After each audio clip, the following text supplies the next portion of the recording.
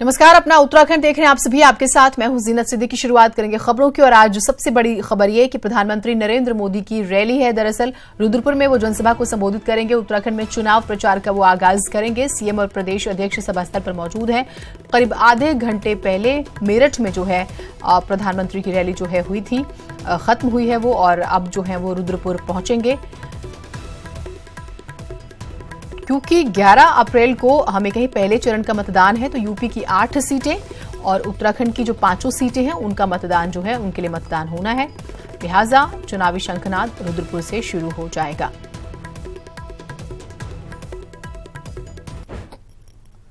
प्रधानमंत्री मोदी की रैली के लिए लोगों के पहुंचने का सिलसिला शुरू हो चुका है। बीजेपी कार्यकर्ता पीएम की रैली को लेकर काफी जोश में हैं। सुनने के लिए उन्हें काफी संख्या में लोग भी पहुंच रहे हैं।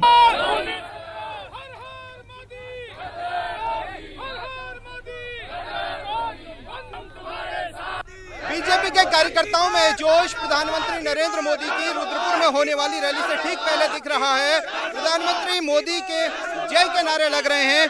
आखिर किस तरीके का जोश है कार्यकर्ताओं में? मैडम ये बताइए कि ये साड़ी आप पहन के आई हैं कमल के फूलों वाली, ये दी किसने है आपको? आप श्रद्धा से खरीद के लाई हैं? बीजेपी के प्रति श्रद्धा है या आपको बीजेपी ने दी है पहनने के लिए साड़ी?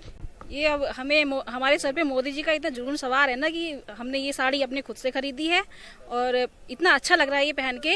और हम अपना जो कमल है वो हमेशा खिलाते रहेंगे और हम ये बार बार ये चाहेंगे कि मोदी जी हमारे जिंदगी में बार बार आए। मैडम आप क्या कह रही हैं? मैं तो ये जानती हूँ कि अगर हमारा हिंदुस्तान सुरक्षित है तो वो सिर्फ मोदी की वजह से है और आगे भी रहेगा। तो हमें हर बार अपने मोदी जी चाहिए। हर हर मोदी, हर हर मोदी। अगर आप ये साड़ी पहन रही हैं तो वोटों की संख्या भी नरेंद्र मोदी के खाते में ज्यादा बढ़ती चली जाएगी? हाँ, बढ़ती चली जाएगी, बिल्कुल बढ़ती चली जाएगी। बीजेपी कार्यकर्ताओं का जोश है जो रैली से ठीक पहले दिख रहा है। बहरहाल देखना होगा कि जब वोटिंग होगी तो नरेंद्र मोदी के पक्ष में कितने वोट पड़ते हैं। कैमरा पर्सन अमृत कुमार के साथ शैलेंद्र नेगी, न्यूज़ 18 रुद्रपुर। मतदान के लिए मात्र 14 दिन बचे हुए हैं और प्रत्याशियों के लिए अपनी लोकसभा सीट की 14 विधानसभाओं में प्रचार करना चुनौती बन रहा है। हरिद्वार और नैनीताल सीट को छोड़ दें तो पौड़ी, अल्मोड़ा और टिहरी सीट पर कैंपेनिंग करना ज्यादा चुनौती भरा है। उत्तराखंड में पहले चरण में 11 अप्रैल को मतदान होना है। राजनीतिक दलों के पास चुनावी कैंपेन के लिए अब ज्यादा वक्त नहीं है। इसी वजह से हर वोटर्स तक पहुंचने के लिए प्रत्याशियों ने जीतोड़ मेहनत शुरू कर दी है। राज्य में साल 2014 की तुलना में इस बार 9 लाख मतदाता बढ़े हैं। हर लोकसभा में 14 विधानसभा सीटें आती हैं। ऐसे में प्रत्याशी के सामने हर मतदाता तक पहुँचना आसान नहीं होगा। इस बार बहुत ही कम समय मिला है और 14 विधानसभा is a very big constituency और हम लोग ने शुरू कर दिया है कैंपेनिंग। परसों मैं उत्तरकाशी, बड़कोट, पुरोला होकर आई हूँ। कल सहसपुर भी गई थी। हर मतदाता का बात तो जो नहीं हो सकता है हम नहीं कहेंगे क्योंकि ये मेरा आदत नहीं है। मैक्सिमम हम जितना कवर कर सके और हमारे लोगों के थ्रू हम मतदाताओं के पास उन लोगों को कन्वे करना चाहते हैं। उत्तराखंड में 5 लोकसभा की सीटें हैं जिनमें से 3 सीट पहाड़ी बाहुल्य और 2 सीटें मैदानी हैं। प्रत्याशियों के लिए चुनावी कैंपेन के लिए मैदानी क्षेत्र तो आसान होता है, लेकिन पहाड़ों पर लंबी दूरी तय करना इतना आसान नहीं है। आप जरा देखिए तो कुछ हमारा भी हुनर देखिए। कोई नहीं घेरेगा और भाजपा अपनी केंद्र सरकार की विफलताओं और राज्य सरकार की विफलताओं से घिरी हुई है और उनके लिए कोई बचाव का रास्ता नहीं है क्योंकि जनता के सवालों के चक्रव्यूह में भाजपा फंसी हुई है। राज्य की विषम भौगोलिक परिस्थितियां सियासी सूरमाओं के लिए कैंपेनिंग में चुनौती बन रही हैं। एक तो वक्त की कमी और दूसरा हर मतदाता तक पहुंचने की टेंशन। ऐसे में देखना दिलचस्प होगा कि इस चुनावी सफर में कौन मतदाताओं के पास पहुंचता है और उनका दिल जीत पाता है। देहरादून से पंकज राणा के साथ bureau report, news 18 network. Tehri संसदीय सीट से कांग्रेस के प्रत्याशी प्रीतम सिंह ने विरोधियों पर तंज कसते हुए कहा है कि प्रचार का समय कम होने से उन लोगों को दिक्कतें होंगी जो 5 साल तक जनता के बीच से नदारद रहे। वो शुरू से ही जनता के बीच बने हुए हैं जिसकी वजह से उन्हें कोई दिक्कत नहीं हो रही है।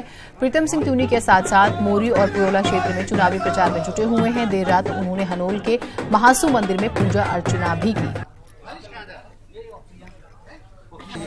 सबके लिए कम है भाई, और हमको ऐसा नहीं कि पहली मर्तबा लोगों के बीच में जा रहे हैं। ये दिक्कत किनको होगी? उनको होगी जो 5 साल तक नदारत रहे। हम 5 साल तक लोगों के बीच में रहे तो हमें कोई दिक्कत नहीं।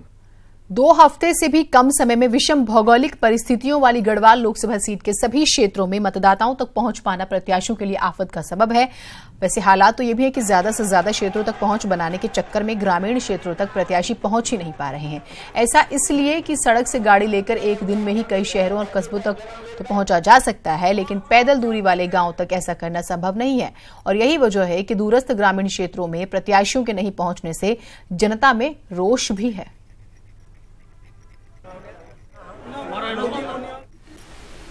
और उतने दिन आदमी कहाँ जाएगा, कैसे पहुँचेगा, तो समस्या तो है। आम जनता तक, आम क्षेत्र तक जा नहीं सकता है। गढ़वाल लोकसभा के सभी 14 विधानसभा क्षेत्रों में न पहुंच पाने की मजबूरी को जहां समझा जा सकता है, वहीं शहरी और कस्बाई क्षेत्रों तक सीमित हो चुके प्रत्याशियों की प्राथमिकताओं में जनता के असल मुद्दे और गांव कहीं खो से चले हैं। सुधीर भट्ट, न्यूज़ 18, पौड़ी गढ़वाल। उधर हरिद्वार से बीजेपी प्रत्याशी रमेश पोखरियाल निशंक की बेटी आरुषि पोखरियाल निशंक अपने पिता की जीत के लिए डोर टू डोर कैंपेन में लग गई हैं। नमस्कार, कैसे सभी लोग? चुनाव चाहे विधानसभा का हो या फिर लोकसभा का, अपने पिता रमेश पोखरियाल निशंक के प्रचार के लिए आरुषि हर बार खड़ी रहती हैं। और इसीलिए हरिद्वार में अपने पिता रमेश पोखरियाल निशंक के लिए आरुषि ने चुनाव प्रचार की कमान संभाली है। मैं बहुत छोटे से ही पिताजी के प्रचार के लिए जा रही हूं, और जब पिताजी थैलीसैंड और कर्णप्रयाग से भी लड़ते थे तो तभी भी मेरा जाना होता था। और यू विल नॉट बिलीव कि हम सुबह शुरुआत करते थे और पहाड़ के पहाड़ हम पार करते चले जाते थे।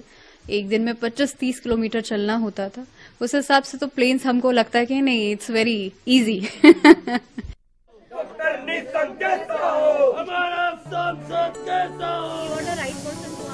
आरुषि महिलाओं और युवाओं से घर घर जाकर संपर्क साध रही हैं।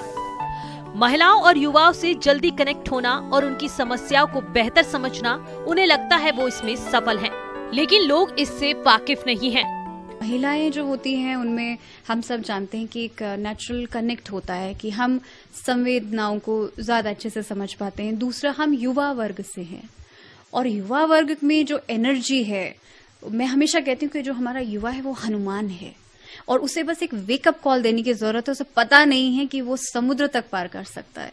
तो ऐसे में मुझे लगता है कि मेरा काम जरा आसान हो जाता है, क्योंकि मेरा मेन जो मुद्दा रहता है वो है कि महिलाओं और युवाओं को मैं जागरूक कर सकूं, उन्हें बता सकूं कि जो हमारे हाथ में ये शक्ति है मतदान की और एक सही प्रत्याशी को चुनने की, वो एक बहुत बड़ी शक्ति। काफी हद तक मैं उनसे कनेक्ट कर पाती हूँ एज अ वोटर। मैं समझती हूँ कि लेडी से कनेक्ट करना आपके लिए ज्यादा इजी हो जाता है, रेदर कि आप जेंट से कनेक्ट कर पाए। उनकी बातें समझना हमारे लिए बहुत आसान हो जाता है कि वो किस तरह से बोलती है हमारे लिए। अभी तक तो किसी से बात नहीं की। अभी इलेक्शन हुआ था इससे पहले, तो हम लोग यहीं थे, तो वोट हमने तो भाजपा को दिया था। ठीक है, अब आने वाले चुनाव में देखो, ये आज ही कल आते हैं जब चुनाव होता है, तब उससे पहले तो आते नहीं। चुनाव प्रचार के समय ही आरुषि का पिता के समर्थन में जनसंपर्क करना और घर घर जाकर वोट मांगना लोगों को पसंद तो आता है, लेकिन मन में टीस भी है कि अगर यही जज्बा चुनाव जीतने के बाद भी दिखाएं तो उनके लिए नेताओं तक पहुंचना आसान हो जाएगा। न्यूज़ 18 के लिए देहरादून से भारती सकलानी की रिपोर्ट। 5 बार के सांसद, 2 बार मुख्यमंत्री और 1 बार केंद्रीय मंत्री रहे भुवन चंद खंडूड़ी ने कभी सपने में भी नहीं सोचा होगा कि कभी उन्हें ऐसा भी दिन देखना पड़ेगा जब उन्हें शिष्य और पुत्र के बीच में चुनाव करना होगा। केवल खंडूड़ी को ही नहीं बल्कि भाजपा से उनकी विधायक बेटी के लिए भी ये अजब कश्मकश है, जहां उन्हें अपने पार्टी प्रत्याशी और कांग्रेस प्रत्याशी उनके भाई के बीच न चाहते हुए चुनाव करना पड़ रहा है। बीजेपी और कांग्रेस दोनों पार्टियों के प्रत्याशियों का कहना है कि उन्हें भुवन चंद खंडूड़ी का आशीर्वाद मिल रहा है।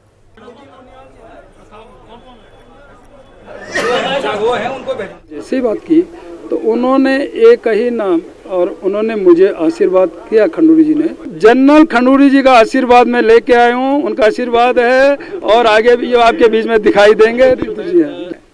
मुझे तो गौरव है कि वो मेरे पिता है, उनका आशीर्वाद मेरे साथ है। देखिए, पिता का है जो है, उनका नाम तो है, उनका बहुत बड़ा नाम है। विचारधारा अलग है, उनकी विचारधारा अलग है, मेरी विचारधारा अलग है। जिस निडरता से, जिस ईमानदारी से मेरे पिताजी ने सेवा की है, मैं उसी तरह से सेवा करना चाहता हूँ। और शिष्य के बीच अजब धर्म संकट में फंसे पूर्व मुख्यमंत्री भुवन चंद्र खंडूड़ी के लिए जहां ये चुनाव एक चुनौती बन गया है, वहीं खंडूड़ी जिस पर भी खुलकर अपना आशीर्वाद रखेंगे वो दूसरे के लिए मुसीबत बनना तय है। ऐसे में खंडूड़ी में हमेशा से दाग देखने वाली कांग्रेस के लिए अब ये दाग अच्छे हो रहे हैं। बहरहाल हो जो भी, लेकिन ये पब्लिक है, ये सियासत भी जानती है और जवाब देना भी। सुधीर भट्ट, न्यूज़ 18, पौड़ी गढ़वाल। हरिद्वार लोकसभा सीट पर इस बार स्थानीय और बाहरी मुद्दे को लेकर सियासत की जंग चल रही है। कांग्रेस प्रत्याशी अमरीश कुमार का कहना है कि आज तक सरकारों ने हरिद्वार जिले की उपेक्षा की है। इस वजह से यहां के स्थानीय मुद्दों को लेकर किसी भी जनप्रतिनिधियों ने बात नहीं की, जिससे हरिद्वार की जनता को मजबूरन बाहरी प्रत्याशी का विरोध करना पड़ा और कांग्रेस आला कमान में स्थानीय प्रत्याशी पर भरोसा जताया है। उन्होंने कहा है कि हरिद्वार लोकसभा की 14 विधानसभाओं में जाकर जनता के हक हकूक की लड़ाई लड़ी जाएगी, ताकि उत्तराखंड में पहाड़ और मैदानवाद की राजनीति खत्म हो सके। पूछना चाहता हूं कि क्या 18 लाख लोगों में कोई एक आदमी ऐसा नहीं जिसको आप संसद का चुनाव लड़ा दें? मुख्यमंत्री तो डोईवाला का विधायक हो सकता है, बट सांसद नहीं हो सकता इस हरिद्वार से। क्यों इतनी उपेक्षा और इतना अपमान कि 18 लोग नालायक नाकाबिल, कोई एक संसद में जाने योग्य नहीं, और बाहर के आएंगे संसद में चले जाएंगे। मैं ये कहना चाहता हूँ लोकतंत्र इसलिए बना कि उस क्षेत्र का प्रतिनिधित्व हो जो उस समस्याओं, उस क्षेत्रीय समस्याओं से, वहां के लोगों से कम्युनिकेट भी कर सकता हो। राज्य बनने के बाद विधानसभा और लोकसभा चुनाव में महिलाओं का मतदान प्रतिशत लगातार बढ़ रहा है और शायद यही वजह है कि वोट बैंक के लिए महिला मतदाताओं पर भी और सभी पार्टियां नजर रखती हैं और मैनिफेस्टो में भी इस बात का ख्याल रखा जाता है, तभी लोक लुभावने वायदे हो सकते हो।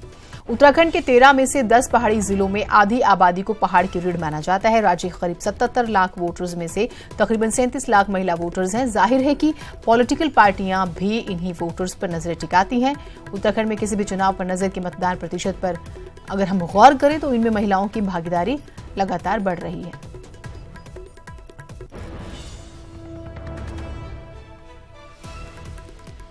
तो 2002 विधानसभा चुनाव की बात करें 52.64%, 2017 की बात करें तो 69.30%, 2014 लोकसभा चुनाव की बात करें तो 44.94% और 2014 लोकसभा चुनाव की बात करें तो 63.05% महिलाओं ने मतदान किया।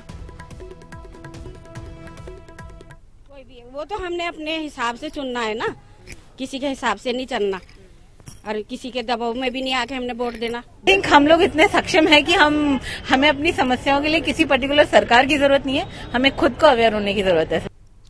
खबर विकास नगर के रानी पोखरी से है, जहां चिल्ड्रन होम एकेडमी भूपपुर में 7वीं के छात्र की हत्या का मामला सामने आया। 5 आरोपियों को पुलिस ने गिरफ्तार कर जेल भेजा है। आरोपियों में 2 छात्र, वार्डन, पीटीआई और मैनेजर शामिल हैं। 10 मार्च को छात्र के स्कूल के ही 2 सीनियर छात्रों ने बल्ले और विकेट से पीटकर हत्या कर दी थी। मामले को दबाने में जुटे स्कूल प्रबंधन ने पुलिस को भी गुमराह किया। बाद में बाल संरक्षण आयोग के दखल के बाद हरकत में आई पुलिस ने जांच की तो हकीकत सामने आई। पोस्टमार्टम रिपोर्ट में खुलासा हुआ है कि छात्र के निचले हिस्से पर बर्बरता से वार किया गया था और अंदरूनी हिस्से में चोट लगने की वजह से ब्लीडिंग ज्यादा हुई और उसकी मौत हो गई। वहाँ पे जो था उसने खाना वाना खाया, शाम को उसको वॉमिट हुई, तुरंत हॉस्पिटल ले जाया गया और गाड़ी से तुरंत उसको हॉस्पिटल में एडमिट किया गया। जैसे कुछ अभिभावकों ने बताया कि बच्चे के साथ मार पिटाई हुई है, इस तरह की कोई घटना आपके संज्ञान में आई है? अभी इस तरीके की कोई खास संज्ञान में हमारे नहीं आई है। उसके पीएम रिपोर्ट आने के बाद तब सही पता चलेगा कि क्या एक्शन हुआ। 7:50 में मैनेजर फोन किया कि तुम्हारा बच्चा ने सीरियस बीमार है, जल्दी आ जाओ। तब मैंने रात को 2 बजे मेरठ से आया तो बच्चा वहाँ पूछा, सर मेरे बासु यादव बच्चा कहाँ है? बोला बच्चा दुनिया में नहीं रहा, ऐसे बोला डॉक्टर ने। तो यही आज 2:30 बजे बोलता बच्चा खाना खाया और उस गला में अटक गया बोला। अच्छा, तुम्हें क्या लगता है कि बच्चे की हत्या हुई है या लड़का को मारे हैं, दम फूट जा रहा था। किस तरह से मारा गया बच्चे उसको? छाती में मारा, मुंह में मारा, पीठ में मारा। लगभग मेरे संज्ञान में आया है 5 लोगों के खिलाफ कार्रवाई की गई है, लेकिन मैं इस चीज़ को ये मानती हूँ कि इसमें जो मुख्य प्रबंधक वहाँ पर हैं उनको भी हिरासत में लिया जाना चाहिए, क्योंकि मेन रिस्पॉन्सिबिलिटी उनकी है।